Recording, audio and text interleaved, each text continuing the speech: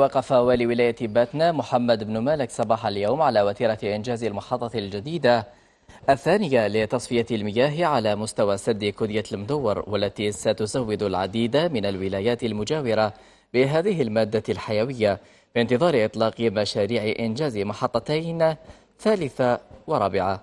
التغطية لطارق مامن.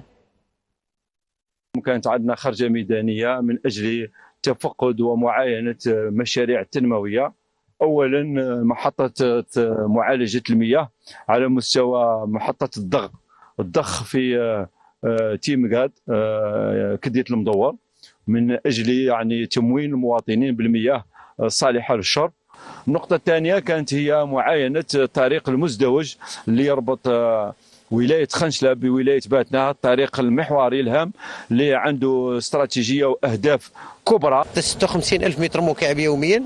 لاحظنا يعني الأشغال راهي في تقدم ملحوظ، يعني ممكن من ديسمبر تكون يعني توضح حيز الخدمة اللي راح تضيف يعني ما قيمته 56 ألف متر مكعب يوميا، مخصصة يعني للأروقة الأربعة في 3 في ولاية باتنا و1 في ولاية خنشلة.